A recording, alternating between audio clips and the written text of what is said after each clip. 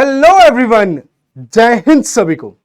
तो आज UP PSC prelims की जो सीरीज चल रही है, हमारी हिंदी मैराथन सीरीज चल रही है, उसमें मैं लेकर आ गया हूं लेक्चर नंबर 16। और क्या पढ़ाने वाला हूं? डेसिमल्स के बारे में और फ्रैक्शंस के बारे में, यानी कि हम जिसको बोलते हैं दशमलव और भिन्न के बारे में। तो सबसे पहले हम दशमलव के बारे में सीखेंगे। जिन लोगों ने नंबर सिस्टम का क्लासिफिकेशन नहीं पढ़ा है, उन सभी से रिक्वेस्ट है कृपया करके उस वीडियो को जरूर देखना। वहां से आपको एक अच्छा पॉइंट मिलेगा सीखने को कि दशमलव क्या होता है।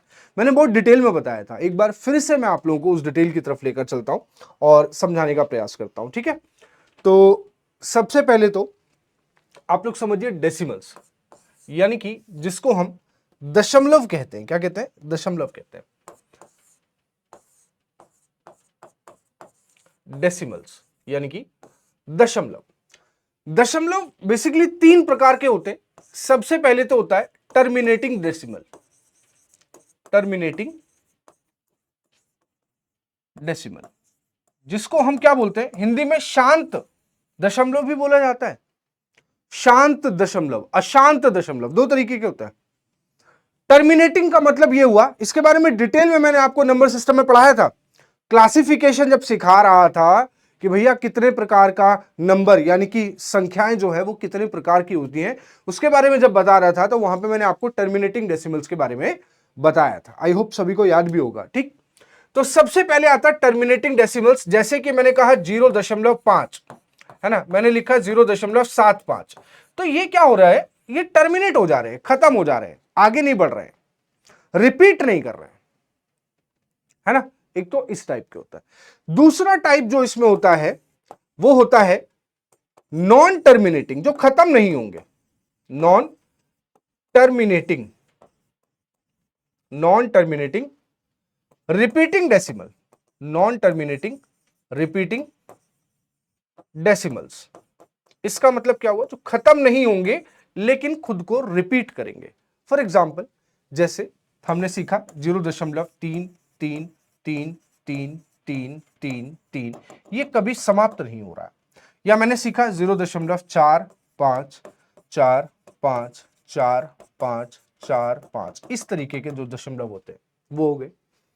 तीसरा होता है non terminating, non terminating non repeating, terminate भी नहीं हो रहे हैं और रिपीट भी नहीं कर रहे हैं। टर्मिनेट भी नहीं हो रहे हैं और रिपीट भी नहीं कर रहे हैं। जैसे कि मैं लिखा 0.314। आप लोग पढ़ते हो ना पाई की वैल्यू 3.1415926 इस तरीके से बहुत सारी वैल्यूज। तो एक तो ये टर्मिनेट नहीं हो रहा है, खत्म नहीं हो रहा है।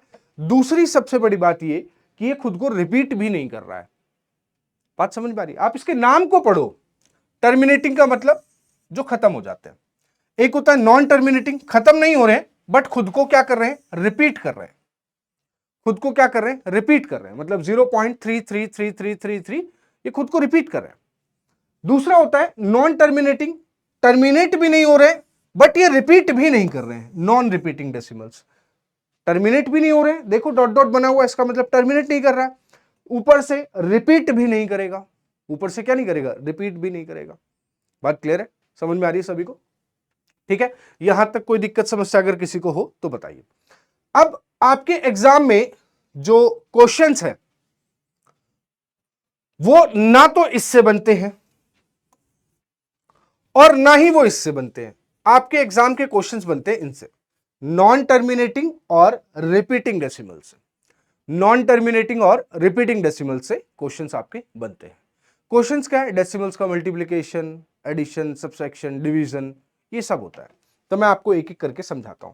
फिर हम बात करेंगे फ्रैक्शन पर भी, बात करेंगे फ्रैक्शन पर भी हमारे क्वेश्चंस आएंगे, वो भी मैं आपको समझाऊंगा। देखिए, सबसे पहले जैसे कि कोई संख्या है, मैंने लिखा 0.55555, इनके प्रकार समझ लो आप, टाइप्स कितने हैं। देखिए सबसे पहला मैं लिख दिया 0.5555 dot dot dot dot dot dot dot dot, जिनको हम बार टाइप भी बोलते हैं। मैं यहां लिख देता हूं बार टाइप, ठीक है, बार टाइप भी बोलते हैं। इसको शॉर्ट फॉर्म में 0.5 के ऊपर बार भी बोला जाता है, 0.5 के ऊपर बार, या फिर इसको कई बार 0.5 के ऊपर एक छोटा सा डेसिमल भी लगा दिया जाता है। सेम कैटेगरी है, दोनों एक ही चीज है, आप इनको अलग अलग मत समझिएगा।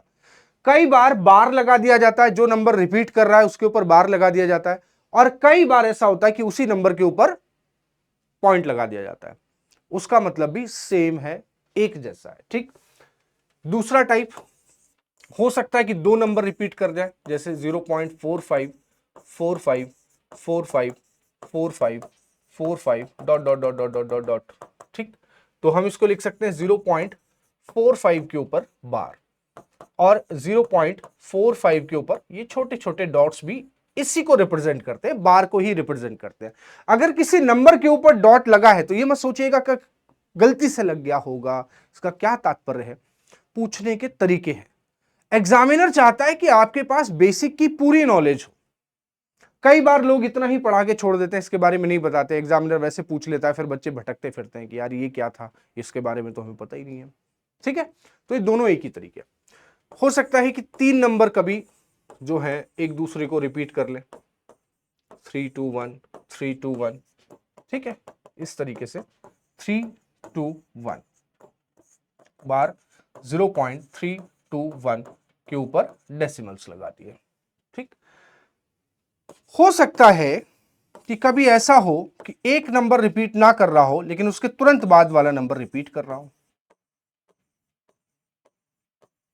इस तरीके से। मतलब पहला नंबर रिपीट नहीं किया है, लेकिन उसके जस्ट बाद वाला नंबर रिपीट कर गया। तो इसको कैसे लिखेंगे हम, 0.4 3 के ऊपर बार, सिर्फ 3 के ऊपर बार, जो रिपीट करेगा सिर्फ उसके ऊपर ही बार लगाएंगे या पॉइंट लगाएंगे, और किसी के ऊपर पॉइंट नहीं लगाएंगे। क्लियर है बात सभी को यहां तक? सही है, ठीक। अच्छा एक बात बताओ, अगर मान लो मैं लिख दूं कि 2.3333333 तो क्या प्रॉब्लम है, कोई दिक्कत? कोई प्रॉब्लम नहीं भाई, इसको मैं लिख सकता हूं 2.3 रिपीट कर रहा है, तो मैं यहां लिख सकता हूं 2.3 के ऊपर डॉट, 2.3 के ऊपर डॉट लगा दिया, उसमें भी कोई दिक्कत वाली बात नहीं है ना। 6th नंबर पे हो सकता है कि 2.3 रिपीट नहीं किया, लेकिन 2 रिपीट कर गया इसके बाद वाला है, या मान लो 1 रिपीट कर गया, कुछ भी रिपीट करा सकते हो, 1 रिपीट कर गया, तो हम इसको लिख सकते हैं 2.3 1 के ऊपर बार, या 2.3 1 के ऊपर डॉट लगा दिया। क्या लगा दिया? 1 के ऊपर डॉट लगा दिया। आई होप कि समझ में आया होगा मैंने क्या बोला। तो ये 6-7 टाइप होते हैं, 6 to 7। इनका सॉल्यूशन अभी तो मैं आपको डायरेक्ट बता रहा हूं, बट आपको इसका बेसिक भी बताऊंगा कि इसका बेसिक क्या होता है, जो कि क्लासिफिकेशन ऑफ नंबर्स में डेसिमल्स पढ़ाते टाइम भी मैंने आपको बताया था। लेकिन एक बार फिर से, क्योंकि हम डेसिमल्स पढ़ रहे हैं तो डेसिमल्स के बारे में हमें जानकारी होनी चाहिए। ठीक है, अगर कोई एक ही नंबर रिपीट कर रहा है तो उस नंबर के नीचे सिर्फ एक 9 आएगा। जैसे यहां पर 5 रिपीट कर रहा था, तो उसी नंबर के नीचे 5/9 हो गया। एक्चुअल में होता क्या है आप समझिए, 5 को 9 से भाग कर रहे हैं, तो जरा करके देखिए, जरा 5 को 9 से भाग करिए। अब 5 तो कटेगा नहीं 9 से, तो हमने पॉइंट लगा लिया और यहां एक 0 बढ़ा लिया। 9 5 45, बचा कितना? 5। पॉइंट लगाए तो एक 0 और बढ़ गया, 9 5 45, फिर कितना आ गया? 5। पॉइंट लगा है तो एक 0 और बढ़ गया, 9 5 45। अब आप देख पा रहे होंगे ये सीरीज जो है वो रिपीट मोड पे ऐसे ही चलती रहेगी, ये कभी भी समाप्त नहीं होगी। इसीलिए इसका उत्तर क्या आ रहा है? 0.555555। इसीलिए 0.55555 को हमने क्या लिख दिया लास्ट में? 5/9। तो मेरा कहने का मतलब यह है कि जितने नंबर रिपीट करें, जितनी भी संख्याएं रिपीट करें, आप सिर्फ उनके नीचे ही 9 लगाएंगे, उनके अलावा किसी में भी 9 नहीं लगाएंगे, उनके अलावा किसी में भी 9 नहीं लगाएंगे। बात क्लियर हुई? जैसे यहां पर हमारे पास 45 है, तो मैं इसको 45 अपॉन में दो नंबरों पर बार लगा हुआ है, यानी कि दो संख्याएं रिपीट कर रही हैं, तो हम 2 बार 9 लेंगे। हम यहां पर 2 बार 9 लेंगे, और जैसे ही आप इसको डिवाइड करके चेक करेंगे तो आपका 100% आंसर जो है वो यही आएगा। 100% आंसर यही आएगा, जैसा कि मैंने अभी प्रूफ किया। यहां पर 3 नंबर रिपीट कर रहे हैं, तो 321 अपॉन में 999, 321 अपॉन में 3 नंबर रिपीट कर रहे थे, इसलिए 3 बार 9 वहां पर मैंने लिया है। यहां पर देखिए 0.43 के ऊपर बार है, पूरे नंबर पर बार नहीं है, पूरे नंबर पर बार नहीं है, सिर्फ 3 के ऊपर बार है। इसका मतलब यह हुआ कि आप पूरा पहले 43 लिखेंगे। मेरी बात समझिएगा, मेरी बात समझिएगा, बहुत बहुत इंपॉर्टेंट है। एक बार देख लो इसको क्या है, एक बार आप इसको देख लो, फिर मैं आपको बताता हूं कि एक्चुअल में इसका लॉजिक क्या होगा, एक्चुअल में इसका लॉजिक क्या होगा।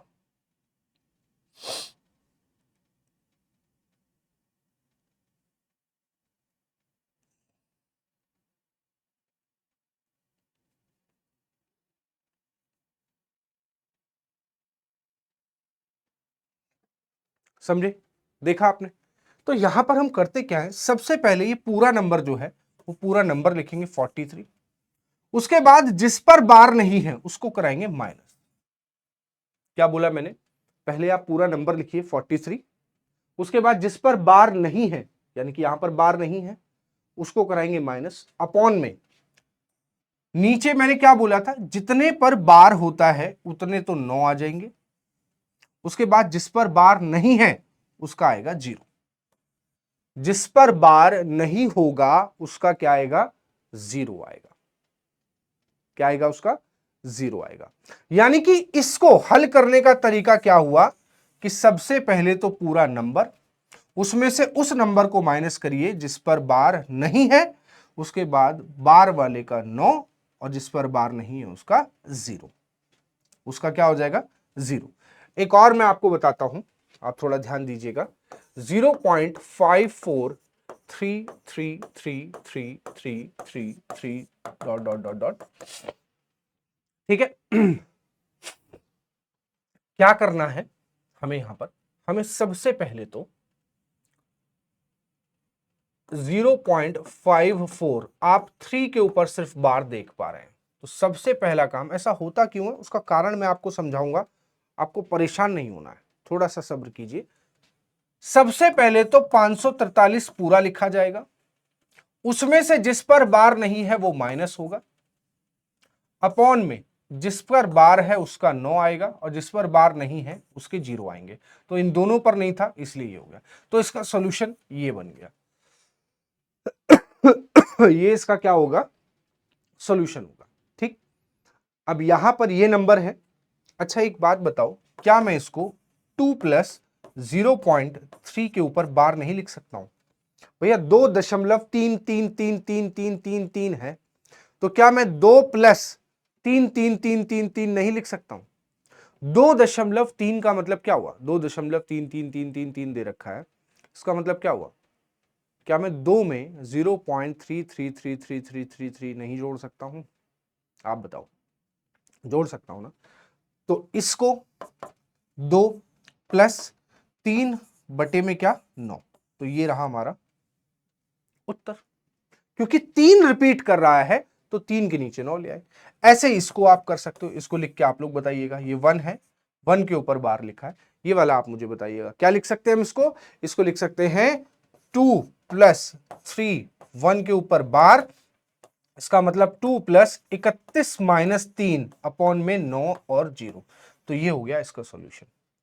ठीक है, ये हो जाएगा इसका सॉल्यूशन। तो ये है एक्चुअल में चीजें जो आपके एग्जाम में देखी गई है, ठीक।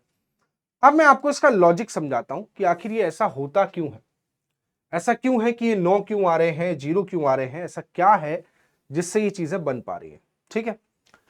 जैसे 0.54545454 dot dot dot dot dot dot, इसकी क्या वैल्यू आएगी, इसकी value according to the concept 54 upon में 99 आएगी। लेकिन रीजन क्या है, कैसे पता चलेगा, कैसे हम जानेंगे इस बारे में, चलिए मैं आपको बताता हूं। मैंने मान लिया कि इसका जो आंसर होगा वो x होगा और मैं x की वैल्यू निकाल लूंगा। क्या निकाल लूंगा? x की वैल्यू। और ये मेरी इक्वेशन नंबर 1 है। क्या है? Equation number 1। अभी इसी इक्वेशन में मैंने देखा दो नंबर रिपीट कर रहे हैं, तो दो नंबर रिपीट कर रहे हैं तो मैं इस इक्वेशन को 10 से मल्टीप्लाई कर दूंगा, सॉरी 100 से मल्टीप्लाई कर दूंगा। 100 से मल्टीप्लाई करूंगा तो क्या होगा, जब 100 का x में गुणा होगा तो ये तो हो जाएगा 100x, और 100 का जब इसमें गुणा होगा तो ये हो जाएगा 54.54545454 dot dot dot dot dot dot. समझ पाए बात को? क्योंकि 100 का जब LHS में गुणा करोगे तो भैया दो अंक हैं, गुणा करते ही ये दो डिजिट पॉइंट के इधर आ जाएंगे। अब जब इसमें से इसको माइनस करोगे, इक्वेशन नंबर 2 में से एक को माइनस करोगे तो आप ध्यान से देखो 100x में से x मतलब जाएगा तो यहां पर कितना बचेगा, 99x बचेगा, 99x। और 54.545454 में से 0.545454 माइनस होगा तो पॉइंट के बाद वाले 54 और यहां पर पॉइंट के 54 ये सब माइनस हो जाएंगे और यहां पर कितना बचेगा, 54 बचेगा। और यहां 54 बचा हुआ है तो x की वैल्यू 54 अपॉन में 99, यही हमारी x की वैल्यू है और यही चीज हमने यहां पर पहले लिखी थी। तो लॉजिक क्या है कि जितने नंबर रिपीट कर रहे हैं उतने 100 मतलब उतने जीरो से आप मल्टीप्लाई कर लें। एक डिजिट रिपीट कर रहा है तो आप 10 से मल्टीप्लाई कर लें, दो डिजिट रिपीट कर रहे हैं तो आप 100 से मल्टीप्लाई कर लें, तीन डिजिट रिपीट कर रहे हैं तो 1000 से मल्टीप्लाई कर लें। बात समझ में आई आप लोगों को? यहां तक कोई दिक्कत समस्या अगर किसी को हो तो बताइए। जैसे अब सवाल कैसे कैसे आते हैं, सवाल मान लीजिए कभी कहता है आपसे कि भैया 1.2 में मल्टीप्लाई हो रहा है 0.03, यहां पे भी बार है और यहां पर भी बार है, यहां पर भी बार है और यहां पर भी बार है, तो बताइए क्या होगा, है ना? इस टाइप का क्वेश्चन आ जाता है कि भैया इन दोनों का मल्टीप्लाई कराना है, आप बताइए इसका उत्तर कितना होगा। ऑप्शन क्या दे दिए गए? ऑप्शन दे दिया आपको पहला 0.04 और यहां पर 04 के ऊपर बार है। दूसरा ऑप्शन आपको दे दिया गया, सिंप्लीफिकेशन टाइप का है ये, 0.0 और 36 के ऊपर बार है, सिर्फ 36 के ऊपर बार है। तीसरा ऑप्शन दे दिया आपको 1.13 के ऊपर बार है, 13 के ऊपर बार है। और चौथा ऑप्शन आपको दे दिया गया है 0.037 के ऊपर बार है। किस पर है? 037 के ऊपर बार है, ये रहा। ठीक, अब इसको सॉल्व करना कोई बहुत बड़ी चीज नहीं है, आप जानते हैं, अब तो सीख गए। मैंने कहा इसको 1.2 को जिसके ऊपर बार है, क्या इसको 1 प्लस 0.2 के ऊपर बार लिखा जा सकता है? बिल्कुल लिखा जा सकता है। तो 1 प्लस सिर्फ एक के ऊपर बार है तो ये इतना हो गया। और जब इसको सॉल्व करेंगे 9 एकम 9 प्लस 2 कितना हो जाएगा? 11/9, यानी कि इसका सॉल्यूशन कितना आ गया? 11/9 आ गया। ठीक है, मैं इसको लिख देता हूं यहां पर 11/9। और यहां पर दो डिजिट रिपीट कर रही हैं तो 3/2 नंबर रिपीट कर रहे हैं तो 99, इससे एक बार, इससे 9 बार। ऊपर कितना है? इससे कटेगा एक बार, इससे कटेगा एक बार, तो ये 1 कितना हो गया? 27। अब ये 1/27 है, कितना है? 1/27 है। इसमें ऑप्शन कोई भी नहीं है 1/27 का, 1/27 का। या तो आप क्या करें, डिवाइड कर लें। क्या कर लें? डिवाइड कर लें कि भैया 1 को डिवाइड करना है 27 से, तो पॉइंट लगाएंगे, 0 पॉइंट, है ना? पॉइंट लगाएंगे, 1 0 आएगा, लेकिन इससे भी बात नहीं बनेगी तो 1 0 और बढ़ाना पड़ेगा, तो यहां पर आ जाएगा 27 का 3 बार मल्टीप्लाई करेंगे तो आ जाएगा 81, 81 कितना आ जाएगा? 81। यहां से जब ये माइनस होगा आ जाएगा 19, 19, और पॉइंट लगा हुआ है तो 1 0 हम और बढ़ा सकते हैं, 1 0 और बढ़ा सकते हैं। अब या तो इसको पूरा सॉल्व करो या आप अंदाजा लगा सकते हो अपने ऑप्शन से भी कि भैया ये होगा आंसर या ये होगा। आप ध्यान से देखो, ये आंसर 0.37 हो सकता है कि नहीं हो सकता, या 0.36 होगा। आपको पूरा सॉल्व करना पड़ेगा। क्या करना पड़ेगा? पूरा पूरा सॉल्व करना पड़ेगा, और उसके अलावा कोई चारा नहीं बचता है। ठीक है, तो जब आप इसको सॉल्व करेंगे, आगे और बढ़ेंगे, तो ये लगभग आपका 0.37 ये रिपीट करेगा, आगे भी फिर दोबारा 0.37 037 फिर 037 037 ये रिपीट करना शुरू कर देगा, और तब आपका आंसर क्या बनेगा? Fourth option. क्या बनेगा? Option fourth option, 1/27। ठीक है, क्लियर है?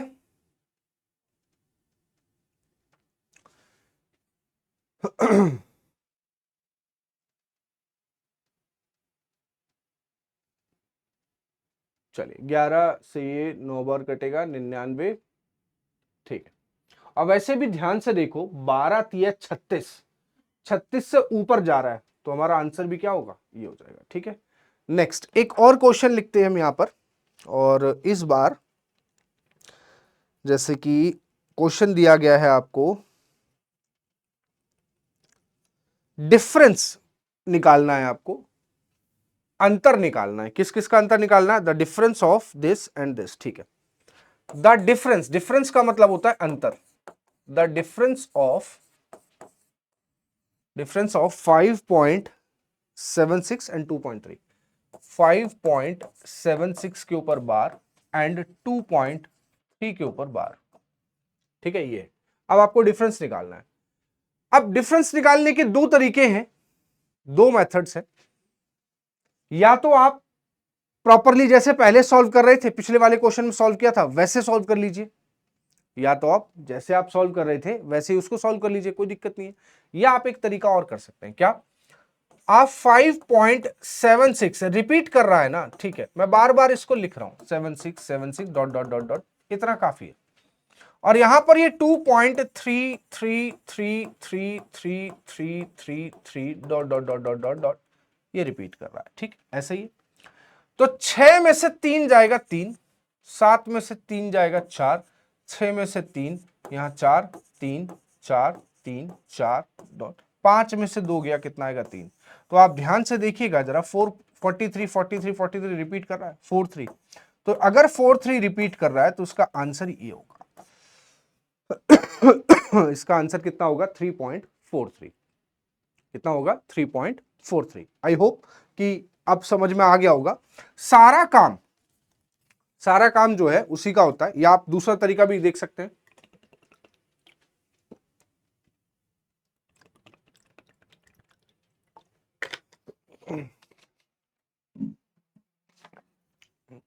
कैसे? मान लीजिए मैंने यहां पे लिखा है ये 5 + 76/99 होगा। ठीक है, ये रहा, माइनस इसमें से 2 + 3/9 होगा, ऐसे ही होगा। तो जब आप माइनस करोगे तो देखो क्या हो जाएगा, 5 + 76/99 -2 और -3/9, 5 में से 2 घटा देते 3 आ जाएगा, प्लस 76/99 -3/9। अब इनका क्या ले लो? एलसीएम ले लो। इनका क्या ले लो? एलसीएम। तो 3 + 76, सॉरी, एलसीएम इन दोनों का कितना आएगा? 99। यहां 99 बन जा तो ये 76 आएगा, और ये 11 बार जाएगा तो ये 33 आएगा। ठीक, इसमें से इसको माइनस करोगे तो 3 + 43/99 आएगा। अगर 43 के नीचे 99 आ रहा है, इसका मतलब 43 रिपीट कर रहा होगा, तो 3 + 43 के ऊपर बार, इतना ही आएगा, 0.43 के ऊपर बार। तो जब हम इसको जोड़ेंगे तो 3.43 के ऊपर बार आ जाएगा।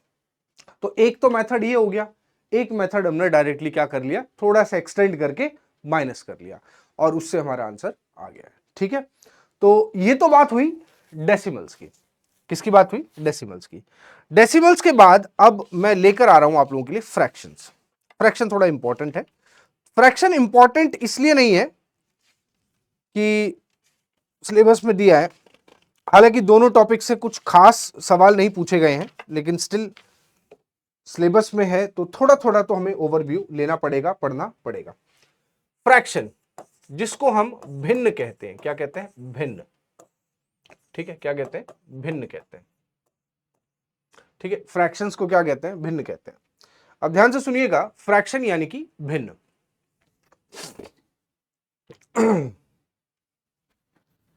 फ्रैक्शन P बटे Q फॉर्म में होता है और Q का मान कभी भी 0 नहीं होना चाहिए। Q का मान कभी भी 0 नहीं होना चाहिए। आपसे सवाल क्या पूछे जाते हैं? आपसे सवाल पूछे जाते हैं, सबसे पहला, लार्जेस्ट फ्रैक्शन बताइए। लार्जेस्ट फ्रैक्शन, या आपसे पूछ लिया जाता है स्मॉलेस्ट फ्रैक्शन, कि सबसे छोटा फ्रैक्शन बताइए अगर, या आपसे कभी पूछ ले असेंडिंग ऑर्डर लगा दीजिए, असेंडिंग ऑर्डर लगा दीजिए, कभी आपसे कह दे कि डिसेंडिंग ऑर्डर लगा दीजिए, असेंडिंग ऑर्डर लगा दीजिए, डिसेंडिंग ऑर्डर लगा दीजिए, इस टाइप से। फ्रैक्शन में largest fraction, smallest fraction, ascending order, descending order, ये पूछा जा रहा है। ये सारी चीजें आपसे पूछी जा रही हैं। फ्रैक्शन भी दो तरीके से बन रहे हैं, दो तरीके के फ्रैक्शन बन रहे हैं। देखो, पहला फर्स्ट टाइप जो बेहद आसान है, और सेकंड टाइप को मैं आसान बना दूंगा। सेकंड टाइप को मैं आसान खुद बना दूंगा, आप बेफिक्र रहिए। पहला टाइप है, पहला टाइप है कि फ्रैक्शन में डिफरेंस सेम होगा। फ्रैक्शन में डिफरेंस जो होगा वो सेम होगा। जैसे मैंने लिखा 4/7, 10/13, लिख दिया 21/24, 28/31। तो आप ध्यान से देखो, ये 4 फ्रैक्शन लिखे हैं, इन चारों में 3-3 का अंतर है। इन चारों में 3-3 का अंतर है, यानी कि डिफरेंस कैसा है? सेम है। तो यहां पर आपसे पूछ लिया जाए लार्जेस्ट कौन सा है, सबसे बड़ा कौन सा है, तो बड़ा आसान है। लार्जेस्ट फ्रैक्शन चाहिए, और यदि डिफरेंस सेम है तो जिसका न्यूमरेटर यानी कि अंश बड़ा हो, ये अंश कहते हैं ना इसको, अंश। तो यहां पे हम लिख देते हैं नोट करके,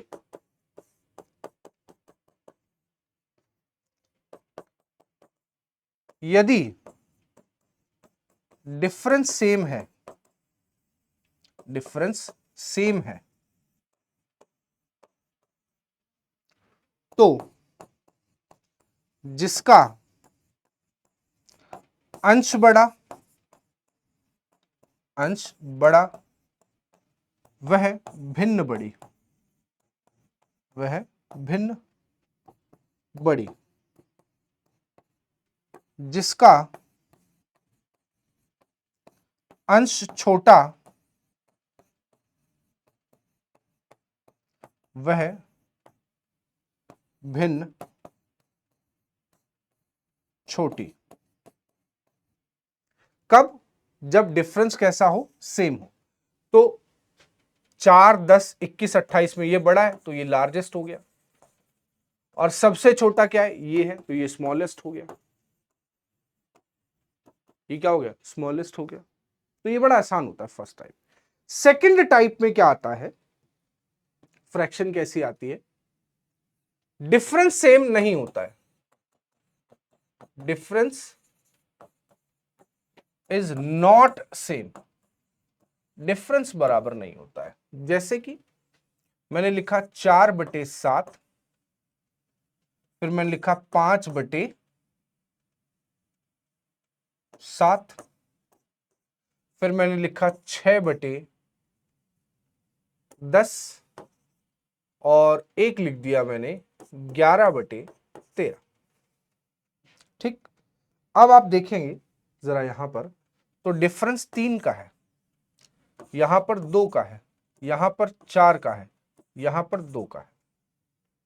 डिफरेंस यहां पर सबका अलग अलग है। तो जब डिफरेंस अलग अलग हो तो करने के भी दो तरीके, करने के भी दो तरीके। पहला तरीका ये कि आप सबसे पहले तो डिफरेंस को सेम कर सकते हैं, अगर तो कर लीजिए। तो 3 2 4 2, मतलब मेरे पास नंबर आए 3 2 और 4। भैया 2 एक 2 बार है तो है तो 2 ही। तो 3 2 4 को सेम करूंगा तो एलसीएम लेके 12 बना सकता हूं, अगर मुझे डिफरेंस को सेम करना पड़े। तो 12 बनाने के लिए मुझे एक बात बताओ, 4 से गुणा करना पड़ेगा, 4 3 12। इसको 12 बनाने के लिए 6 से गुणा करना पड़ेगा, 6 दूनी 12। इसको 3 से गुणा करना पड़ेगा, 4 3 12, और इसको 6 से गुणा करना पड़ेगा। तो आप ध्यान से देखो, इसमें 4 से हो रहा है, इसमें 6 से हो रहा है, इसमें 3 से हो रहा है, इसमें 6 से हो रहा है। अगर इसमें 4 से गुणा कर रहे हो तो एक्चुअल में इसमें होगा 4 चौक 16। इसमें 6 से कर रहे हो 5 तो 6 पंजे 30। इसमें 3 से कर रहे हो 3 6 18, और इसमें कर रहे हो तो 11 से 66। अब आप ध्यान से देखो, ये वो भिन्न है जिसका डिफरेंस कैसा है, बराबर है। तो ये वापस से फर्स्ट वाला टाइप बन गया। अगर ये फर्स्ट टाइप बन गया तो जिसका अंश, अब अंश ये नहीं है, ना ये है ना ये है ना ये, अब ये है। अब नए अंश हमारे पास आ गए, ये न्यूमरेटर। तो सबसे बड़ा कौन सा है, ये। तो सबसे बड़ी फ्रैक्शन ये। सबसे छोटा कौन सा है, ये। तो सबसे छोटी फ्रैक्शन ये। तो एक तो तरीका ये हो गया कि हम डिफरेंस को अगर सेम कर सकते हैं तो हम तो हम सेम कर लेंगे। लेकिन कुछ केसेस ऐसे भी होंगे जहां पर हम डिफरेंस को सेम नहीं कर पाएंगे, जहां पर हम डिफरेंस को सेम नहीं कर पाएंगे। तो उन केसेस में हम क्या करते हैं, एक दूसरा तरीका और भी है मेरे पास, वो चलाएंगे वहां पर। ठीक, क्वेश्चन आने दो, फिर मैं आपको बताऊंगा कि वो कैसे सॉल्व हो रहे हैं। ठीक, जैसे कि मेरे पास एक क्वेश्चन है, आपको बताना है which of the following is correct. Which of the, बिल्कुल बेसिक से स्टार्ट करते हैं कि इन सभी में से कौन सा सही है। Which of the following is correct, कौन सा सही होगा। नंबर 1 यहां पर दिया गया है 2/3 बड़ा होगा 3/5 बड़ा होगा 11/13, 11/15, 11/15 कर लो उसको। ठीक, दूसरा फ्रैक्शन दिया गया है 3/5 से बड़ा होगा 2/3 से बड़ा होगा 11/15।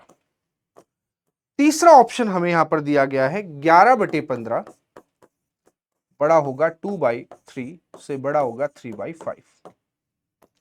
और फोर्थ ऑप्शन मुझे दिया गया है यहां पर 3/5 बड़ा होगा 11/15 से बड़ा होगा 2/3। ठीक, इस तरीके से ये 4 ऑप्शंस दिए गए हैं और मुझसे पूछ रहा है कि इनमें से कौन सा सही है, इनमें से कौन सा सही है। अब ध्यान से देखो, तो ये असेंडिंग ऑर्डर लगा हुआ है, ये छोटा है फिर उससे ये बड़ा है, उससे ये बड़ा है। ये कौन सा ऑर्डर है, असेंडिंग ऑर्डर है। असेंडिंग ऑर्डर का मतलब हुआ आरोही क्रम, आरोही क्रम मतलब बढ़ते हुए क्रम में। तो ये छोटा है, ये उससे बड़ा है, ये उससे बड़ा है। हमारे पास 3 फ्रैक्शन है, उन्हीं को इधर उधर करके दिया गया कि कौन सा ऑप्शन सही होगा। तो हम चेक कर लेते हैं।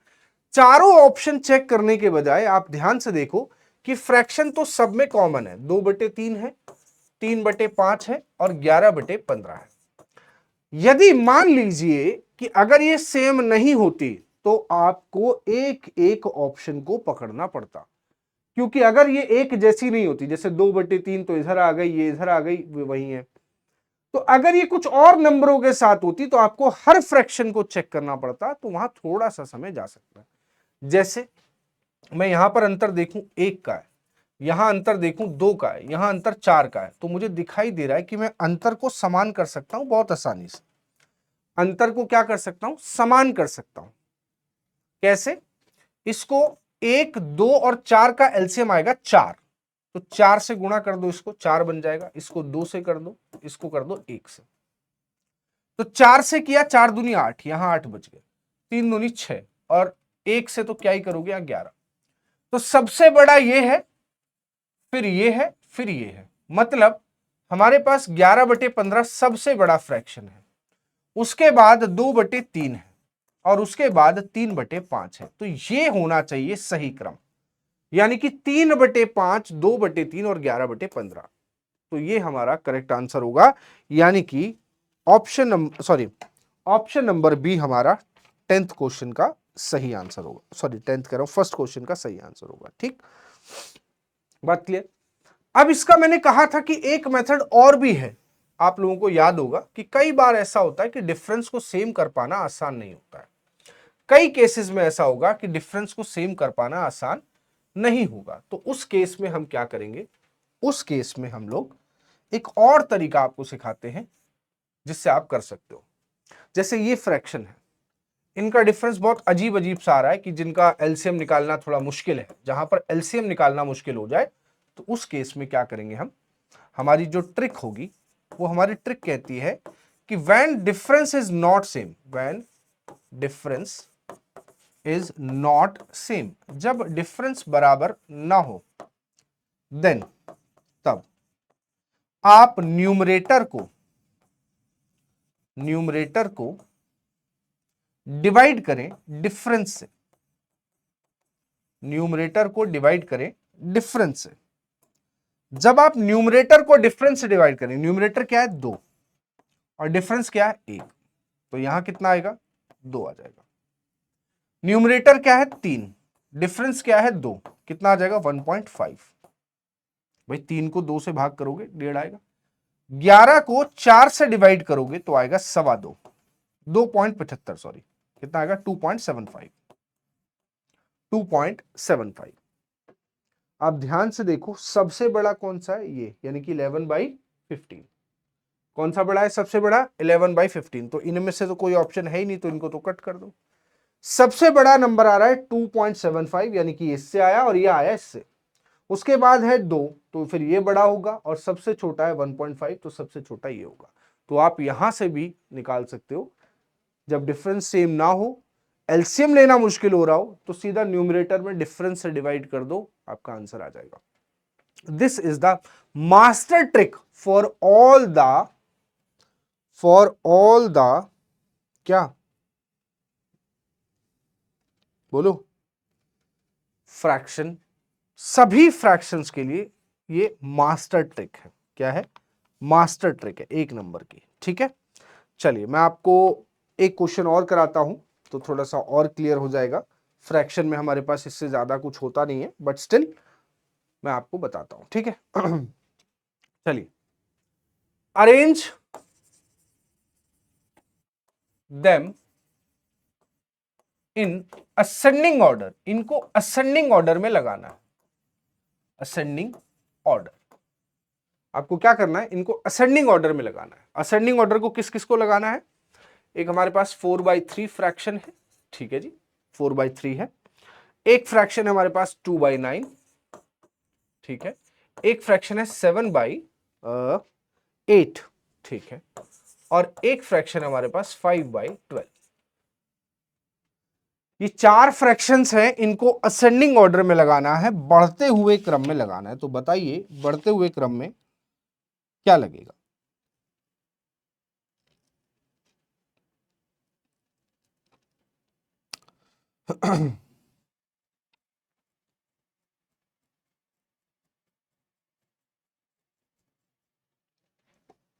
बढ़ते हुए क्रम में क्या लगेगा, सोचिए, ट्राई करिए। एक चीज और नोटिस कराता हूं, शायद किया हो या ना किया हो, हर जगह अंश जो है वो हर से छोटा है। हर जगह जितने भी फ्रैक्शन अभी तक लिए गए हैं उन सभी में अंश छोटा है हर से, है। लेकिन यहां पर अंश बड़ा हो गया हर से, अंश बड़ा हो गया हर से और बाकी सब में छोटा है। तो सबसे बड़ी फ्रैक्शन तो यही बनेगी। सबसे बड़ी फ्रैक्शन तो यही बनेगी। असेंडिंग लगाना है तो सबसे बड़ा तो ये हो गया। ठीक, क्या हो गया?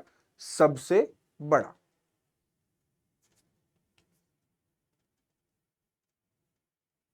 हो गया कि नहीं? बोलो हाँ या ना। तो सबसे बड़ा फ्रैक्शन अगर ये हो गया है, उसके बाद क्या किया जाए? अब हमारे पास 3 फ्रैक्शन बचे हैं।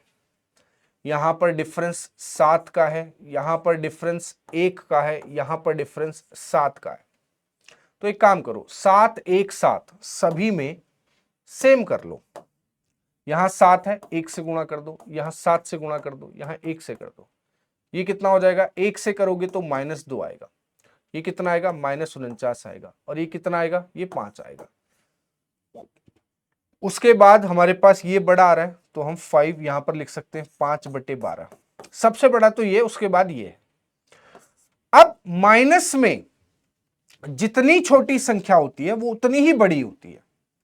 तो माइनस में 2, -49 ये बड़ा। आप ऐसे समझो कि आपके ऊपर 2 रुपए का कर्ज है। आप कहते हो ना कई बार कि माइनस में चल रहा हूं। अच्छा, जो जितना माइनस में वो उतना ज्यादा कर्जे में, उतना ज्यादा खराब है। ये 49 रुपए उधार में है, ये 2 रुपए उधार में है, ये कम है, मतलब ये फिर भी इससे बड़ा है। भैया 2 रुपए तो कभी भी दे सकता, 49 नहीं है, उसके बाद नहीं दे पाया। तो यानी कि इससे ये वाला बड़ा है, इससे ये वाला बड़ा है, मतलब ये किससे आया? 2/9 से। और लास्ट में फिर हमारे पास ये बचेगा ही कितना? 7/8। तो हमारी जो फ्रैक्शन बनेगी असेंडिंग ऑर्डर में वो कितनी बनेगी? -7/8, -2/9 और 5/12 और 4/3। क्लियर है? यहां तक बताइए, किसी को कोई दिक्कत समस्या अगर है तो बोलें, अदरवाइज हम आगे बढ़ते हैं। अदरवाइज कोई दिक्कत नहीं है। एक क्वेश्चन और कर लेते हैं। आपको लार्जेस्ट बताना है, सबसे बड़ा कौन सा होगा इसमें? सबसे बड़ा कौन सा होगा? 2/3 में, 3/5 में, 8/11 में और 11/17 में। अब देखिए, अंश सभी के छोटे हैं तो आराम से बता सकते हैं। ये लास्ट क्वेश्चन इसमें है, इसको कंप्लीट करते हैं, फिर अगले टॉपिक पे, नए टॉपिक पे चलेंगे। तो सबसे पहला काम कि मैं डिफरेंस देखूंगा, 2 का, 1 का है, यहां 2 का है, यहां 3 का है और यहां 6 का है ना?